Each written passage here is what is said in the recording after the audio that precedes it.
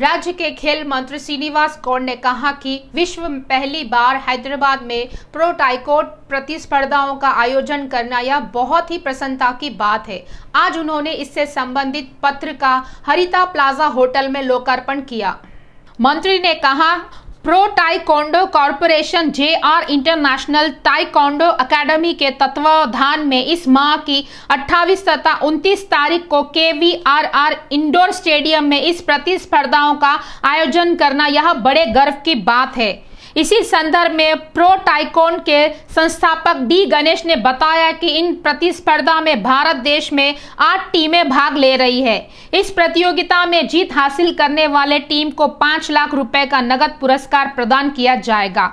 इस कार्यक्रम में पिछड़ी जाति आयोग के चेयरमैन वाकुला भरन, साट्स के चेयरमैन वेंकटेश्वर रेड्डी, जयंत रेड्डी, नवनीत, रेखा राव आदि उपस्थित थे।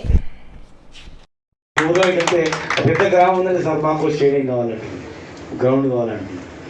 ఒక మంచి క్రీడా పాలసీని తయారు చేయడానికి ముఖ్యమంత్రి గారు అద్భుతమైనటువంటి క్రీడా పాలసీని తయారు చేయడానికి మా సబ్ కమిటీ చేయడం జరిగింది.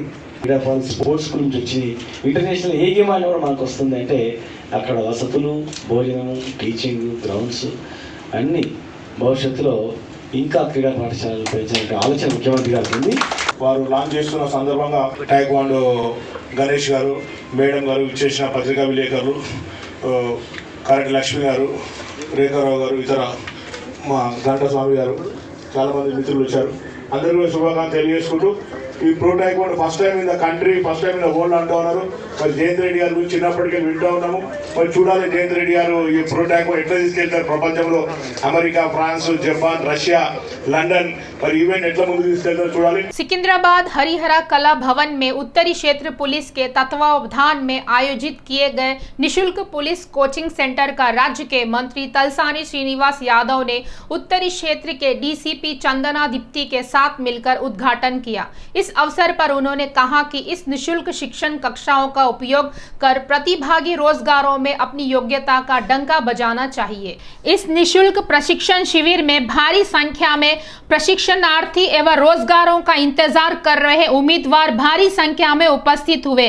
यह उम्मीदवारों के लिए मध्याह्न भोजन की व्यवस्था भी होटल अन्नपूर्णा के सौजन्य से की गई है। इस अवसर पर मंत्री श्रीनिवास यादव ने बताया कि प्रशिक्षणार्थी अपने लक्ष्य को हासिल करने तक इस निशुल्क कोचिंग सेंटर का सदुपयोग कर लेना चाहिए। उन्होंने बताया कि देश के किसी भी राज्य में इतनी बड़ी रोजगार भर्ती अधिसूचना कहीं पर भी जारी नहीं की गई है। फर्स्ट बैच को ट्रेनिंग పోలీస్ కానిస్టేబుల్ ట్రైనింగ్ కోసం గౌరవ డీసీపీ గారు ఈ నార్త్ జోన్ సంబంధించినటువంటి మా ఏసీపీలు, సిఐలు, మా పోలీస్ డిపార్ట్మెంట్ అందరూ కలిసి మేమే వాళ్ళకి ఏంటంటే కానిస్టేబుల్ల పోస్టు 16,000 చిల్లర గౌరవ ముఖ్యమంత్రి గారు ఇంత పెద్ద ఎత్తున నోటిఫికేషన్ దగ్గర 80,000 ఉద్యోగాలకు భారతదేశ చరిత్రలో ఎట్ ఏ టైం 80,000 ఉద్యోగాలు ఇచ్చిన దాఖలాలు ఎక్కడ లేవు।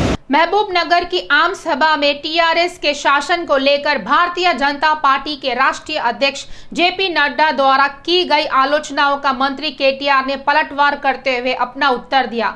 उन्होंने कहा कि देश की अर्थव्यवस्था को बदहाल करने वाले लोग ही हमारी आलोचना करना यह बहुत ही शर्मनाक बात है। मंत्री KTR ने कहा कि प्रधानमंत्री नरेंद्र मोदी के शासनकाल में बेरोजगारी की आयु अधिकतम 45 वर्षों तक पहुंच गई है। 30 वर्षों में अब तक नहीं हुए ऐसी मुद्रास्फीति बढ़ी है। उन्होंने कहा कि विश्व में रसोई गैस सिलेंडर की सर्वाधिक कीमत केवल भारत देश में ही है। उन्होंने कहा कि देश के लिए तथा राज्य के लिए कुछ न कुछ करने वाली भारतीय जनता पार्टी के नेता तेलंगाना में आकर ही TRS के शासन की आलोचना करना यह बड़े शर्म की बात है। उप्पल क्षेत्र के विधायक बेती सुभाष रेड्डी ने कहा कि एक CCTV कैमरा 100 पुलिस कर्मियों के बराबर है।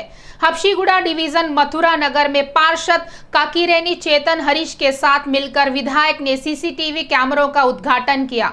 इसी संदर्भ में उन्होंने पार्क के विकास कार्यों का भी शिलान्यास किया। विधायक बेती सुभाष रेड्डी ने कहा कि अपराध नियंत्रण के मामले में सीसीटीवी कैमरे महत्वपूर्ण भूमिका निभा रहे हैं। इतना ही नहीं, अपराधों की रोकथाम के लिए यह अच्छे साधन बन गए हैं। इस अवसर पर कॉलोनी में सीसीटीवी कैमरे स्थापित करवाए कॉलोनी एसोसिएशन के सदस्यों की उन्होंने प्रशंसा करते हुए उनका अभिनंदन किया। मथुरा नगर कॉलोनी वासियों को आदर्श मानकर हर कोई व्यक्ति सीसीटीवी कैमरा लगाने के लिए आगे आना चाहिए। पार्षद काकीरेनी चेतना हरीश ने कहा कि इस क्षेत्र में उनका डिवीजन काफी सजग है। इस अवसर पर इंस्पेक्टर गोविंद रेड्डी ने स्थानीय लोगों की प्रशंसा करते हुए सीसीटीवी कैमरे स्थापित करने के लिए संघ के सदस्यों को शुभकामनाएं दी। उन्होंने सभी को अपनी अपनी सुरक्षा के लिए सीसीटीवी कैमरे लगवा लेने की बात का समर्थन किया। गवर्नमेंट द्वारा ఈ పార్కు చుట్టూ ఫినిషింగ్ ఏర్పరచుకోవడం జరిగింది। దాని ముఖ్య అతిథులుగా స్థానిక కార్పొరేటర్ చేతన గారు, మరి సిఐ గోవింద్ రెడ్డి గారు, మా మాజీ కార్పొరేటర్ అవంతులు జ్యోత్స్న గారు, మరి అధికారులు, ఇక్కడ విచ్చేసిన కాలనీ వాసులందరూ కూడా పేరు పేరున ధన్యవాదాలు తెలియజేసుకుంటూ, ఈరోజు ఒక మధురనగర్లో గతంలో వర్షం వచ్చిందంటే ఇండ్లల్లో చాలామంది భయపడతా ఉండే, ఇంట్లో నీళ్ళు వస్తాయి ఎట్లా ఉండాలనేది తిప్పలు ఉంటుండే, అటువంటిది జరగకుండా ఈరోజు పెద్ద ఎత్తున నాలను ఏర్పరచుకోవడం జరిగింది। ఆ నాల కూడా ఈ 1 మంత్ లోపల కంప్లీట్ కాబోతూ ఉంది। అదేవిధంగా ఈ పార్కులో కొన్ని ఇబ్బందులు జరుగుతూ ఉన్నాయి, మరి కుక్కలు దుంకడం కానీ, మరి మనుషులు కూడా దుంకడం కానీ, గోడ దుంకి పార్కులోకి వచ్చి కొన్ని సంఘటనలు జరుగుతున్న సందర్భంలో దీన్ని ఫినిషింగ్ ఏర్పరచాలని చెప్పి అడగడంలో త్వరగానే ఫినిషింగ్ ఏర్పరచుకోవడం। राहुल गांधी के आज के तेलंगाना दौरे को लेकर ट्विटर पर वाद विवाद के बमों का विस्फोट हुआ।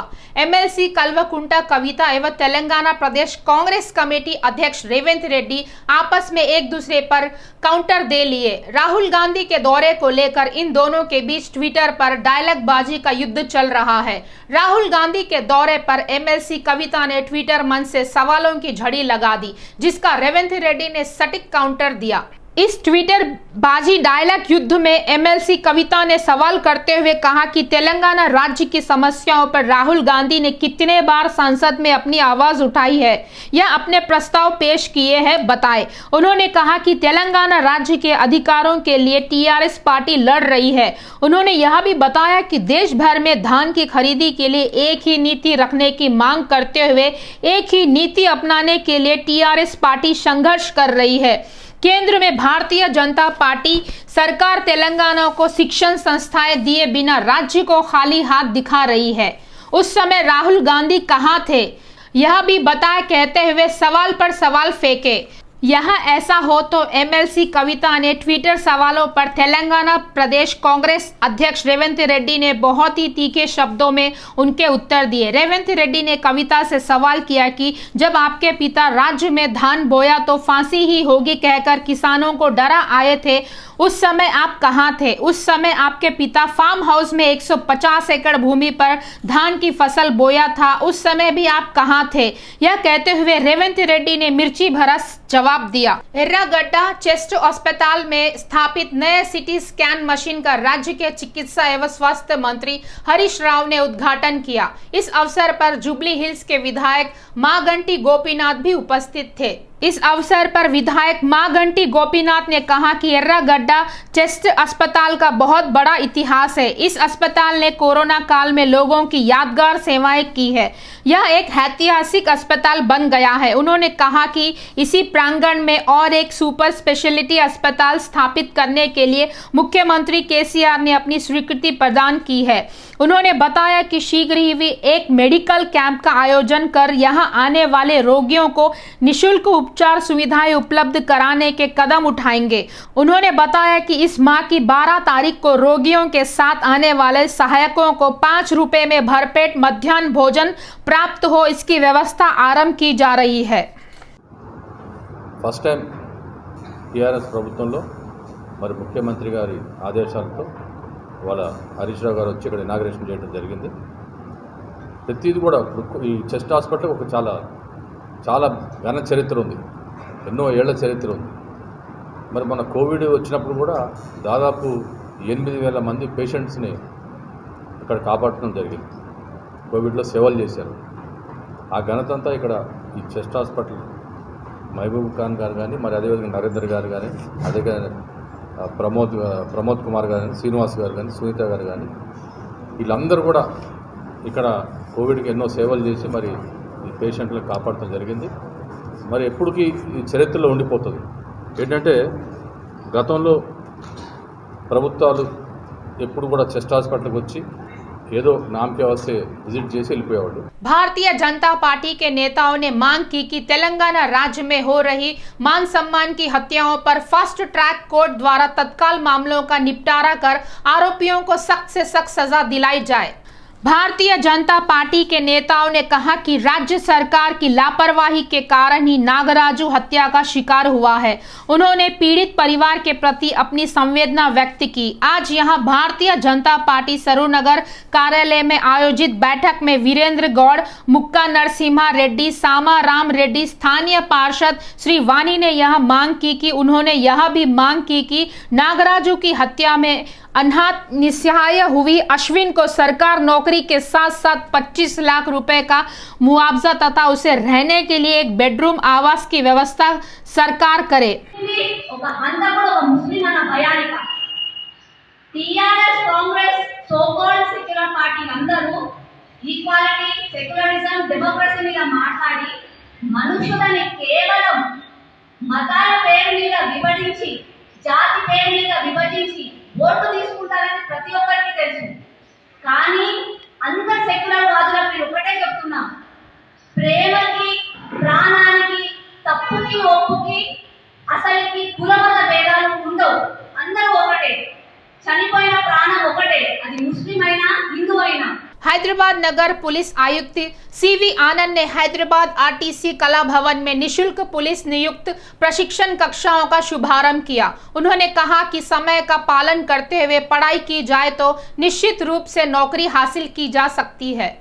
इस मौके पर श्री आनंद ने कहा कि मुख्यमंत्री केसीआर ने 80,000 रोजगार पदों की घोषणा की है, जिसमें पुलिस विभाग के 18,000 पद है। यह हैदराबाद शहर में ही 2500 पद रिक्त है, जिसकी शीघ्र ही भर्तियां की जाएगी। सीधी सीवी आनंद ने कहा कि फिल्में देखकर उससे प्रभावित होकर पुलिस बनने का विचार नहीं रखना चाहिए। पुलिस बनने के लिए कानून के अंतर्गत रहकर चलना पड़ता है, यह सभी उम्मीदवारों को सबसे पहले समझना चाहिए। उन्होंने बताया कि पुलिस की नौकरी एक जिम्मेदारी की नौकरी है, उसे अपने जीवन की जिम्मेदारी समझकर अंजाम देना चाहिए। सीवी आनंद ने कहा कि प्रतिस्पर्धा परीक्षाओं का अर्थ ही मनुष्य के प्रतिस्पर्धात्मक को बढ़ाता है, जिससे मेहनत करने वाले व्यक्ति निश्चित रूप से सफल होता है। उन्होंने नगर पुलिस विभाग के तत्वावधान में आयोजित इस शिविर का सभी प्रतिभागियों को सदुपयोग करने का आग्रह किया। That's very good. So ఈ ఎగ్జామ్ ఫేస్ చేయడానికి కొన్ని అంటే నేను ఎగ్జామ్స్ రాసి చాలా రోజులు అయింది, కానీ కొన్ని టిప్స్ నా వైపు నుండి. The toughest exam in the world అంటారు సివిల్ సర్వీసెస్. ఫస్ట్ అటెంప్ట్ లో నాకు 77 ర్యాంక్ వచ్చింది. Not very great student or anything. నాకు అట్లా నేను ఎప్పుడు క్రికెట్ ఆడేవాడిని. I'm cricketer. క్రికెట్ లో డ్రాప్ చేస్తే కోపంలో ఈ ఎగ్జామ్ రాస్తారు. కొన్ని టెక్నిక్స్ ఉంటాయి which even gold medallist and all don't realise. అంటే చాతుర్యం, బేసిక్లీ ఎగ్జామ్ చాతుర్యం అంటారు. You have to be very alive to the situation. Telangana Jana Sena के अध्यक्ष प्रोफेसर कोदंड राम ने कहा कि पृथक तेलंगाना राज्य को हमने झगड़कर हासिल किया है। यह राज्य हम अपने पानी, अपने रोजगारों और अपनी निधियों के लिए ही हासिल किया है, लेकिन पानी के विषय में अब तक भी हमें न्यायबद्ध रूप से हिस्सेदारी प्राप्त नहीं हुई है। कोदंड राम ने कहा कि राज्य सरकार राज्य के हिस्से में मिलने वाली पानी के हिस्से के लिए संघर्ष करना चाहिए। उन्होंने सरकार से मांग की कि कई तत्काल कृष्णा परियोजनाओं के अंतर्गत लंबित पड़े परियोजनाओं को शीघ्र पूर्ण किया जाए। उन्होंने मांग की कि नलगोंडा जिले के हथकरघा कर्मियों को भी बथुकुम्मा साड़ियों के हाट दिए जाए, क्यों हमारे राज्य से संबंध है, इसीलिए अपना अवश्य है। उन्होंने कहा कि किसान बीमा की भांति हथकरघा कर्मियों को भी बीमा की सुविधा उपलब्ध कराने की भी सरकार से मांग की। తెలంగాణకు న్యాయసమ్మతమైన వాటా కేటాయించాలి. నంబర్ 1. నంబర్ 2, ఇవాళ హస్తగతం చేసుకునే అవసరం ఏమీ లేదు. మీరు నీటి వాడకాన్ని రెగ్యులేట్ చేయాలనుకుంటే తగిన టెక్నాలజీ ఉంది, దాని ప్రకారం నీటి వాటాను రెగ్యులేట్ చేయాలని చెప్పి మేము వాళ్ళను కృష్ణా బోర్డుకు మేము డిమాండ్ చేస్తున్నాం. అదేవిధంగా ఆర్డీఎస్లో కూడా న్యాయమైనటువంటి వాటా ఇచ్చే విధంగా నిర్ణయాలు జరగాలని కూడా డిమాండ్ చేస్తున్నాం. वरंगल में आयोजित राहुल गांधी की सभा के लिए यहां रामंतापुर से युवा कांग्रेस के कार्यकर्ताओं ने भारी पैमाने पर अपने कार्यकर्ताओं को वरंगल पहुंचाया। कांग्रेस श्रेणियों का यही प्रयास है कि राहुल गांधी की सभा में अधिक से अधिक कार्यकर्ता शामिल होकर उसे सफल बनाए। आज हजारों की संख्या में कांग्रेसी कार्यकर्ता कांग्रेस पार्टी के झंडे हाथ में लेकर कांग्रेस समर्थित राहुल गांधी जिंदाबाद के नारे लगाते हुए रैली के रूप में वरंगल के लिए रवाना हुए। राहुल गांधी की जनसभा अभी जारी है। इस अवसर पर कांग्रेसी कार्यकर्ताओं ने भविष्यवाणी करते हुए कहा कि तेलंगाना राज्य में अगली सरकार कांग्रेस पार्टी की सरकार ही होगी। आज वरंगल रवाना होने से पहले युवा कांग्रेस के नेता विनोद मुदिराज ने केंद्र सरकार तथा राज्य की टीआरएस सरकार की नीतियों की निंदा की। उन्होंने कहा कि केंद्र सरकार किसानों को परेशान करती है तो वही टीआरएस सरकार राज्य में तानाशाही शासन चला रही है। మన పిసిసి అధ్యక్షులు రేవంత్ రెడ్డి గారి ఆదేశాల మేరకు రామంతపూర్ నుండి రాజీవ్ గాంధీ విగ్రహంకి పూలమాల వేసి బయలుదేరడం జరుగుతుంది. ఈరోజు తెలంగాణలో రేవంత్ రెడ్డి గారి సారథ్యంలో కాంగ్రెస్ పార్టీ చాలా బలోపేతం అవుతుంది. అందులో భాగంగా ఈరోజు రాహుల్ గాంధీ గారు తెలంగాణలో 2 రోజులు బస చేస్తున్నారు. ఈరోజు వరంగల్లో మరియు రేపు హైదరాబాద్లో ఆయన ప్రోగ్రామ్స్ ఉంటాయి. రాహుల్ గాంధీ గారి అన్ని కార్యక్రమాలు కూడా విజయపదం చేయడానికి ఈరోజు మేమందరం కూడా రామంతపూర్ నుండి బయలుదేరుతున్నాము. हैदराबाद नगर के कुकटपल्ली हाउसिंग बोर्ड पुलिस थाना परिधि में निजामपेट मियापुर मार्ग पर सड़क दुर्घटना घटी। मेट्रो स्टेशन लिंक रोड पर ट्रैक्टर तथा एक कार आपस में पूरी ताकत के साथ भिड़ गए। इस हादसे में ट्रैक्टर चालक राजू को गंभीर चोटें आई। उसे तत्काल उपचार हेतु अस्पताल भेजा गया, लेकिन उसने अस्पताल पहुंचने से पहले ही अपनी अंतिम सांस ली। यह हादसा जब हुआ उस समय कार में जो लोग सवार थे हादसे के तत्काल बाद कार छोड़कर घटनास्थल से फरार हो गए। कार नंबर के आधार पर पुलिस दुर्घटना का कारण बने आरोपियों की तलाश कर रही है। आज से इंटरमीडिएट की परीक्षाएं आरंभ हो गई है। बिना किसी सरदर्जी के शांतिपूर्वक ढंग से इंटर प्रथम वर्ष की परीक्षाएं संपन्न हुई है। इन परीक्षाओं के लिए लगभग 1443 परीक्षा केंद्रों को स्थापित किया गया है। आज द्वितीय भाषा के प्रथम प्रश्न पत्र के अंतर्गत ए सेट का प्रश्न पत्र विद्यार्थियों को दिया गया। तेलंगाना राज्य इंटरमीडिएट बोर्ड ने विद्यार्थियों को इंटरमीडिएट वित्तीय वर्ष के प्रथम वर्ष के लिए इम्प्रूवमेंट परीक्षा लिखने की भी सुविधा प्रदान की है। इस समय जो परीक्षाएं चल रही है यह परीक्षाएं 70% पाठ्यक्रम के अनुसार ही आयोजित की जा रही है, जिससे परीक्षार्थियों को चॉइस की संख्या बढ़ गई है। आज इंटरमीडिएट बोर्ड के अधिकारियों द्वारा घोषित समय सीमा के प्रतिबंध के मद्देनजर सभी विद्यार्थी परीक्षाओं से 1 घंटा पूर्व परीक्षा केंद्रों पर पहुंचे। विद्यार्थियों को आधा घंटा पहले केंद्र के भीतर जाने की अनुमति प्रदान की गई। आज भी कुछ लोग दुर्भाग्यवश विलंब से पहुंचने के कारण समय का नियम चलते उन्हें बेरंग घरों को लौटना पड़ा। लोगों का कहना है कि यह नियम दूर दराज से आने वाले विद्यार्थियों के लिए तथा गरीब परिवारों से संबद्ध बच्चों के लिए बहुत कष्टप्रद है। इस विषय में सरकार को सोच विचार करना चाहिए।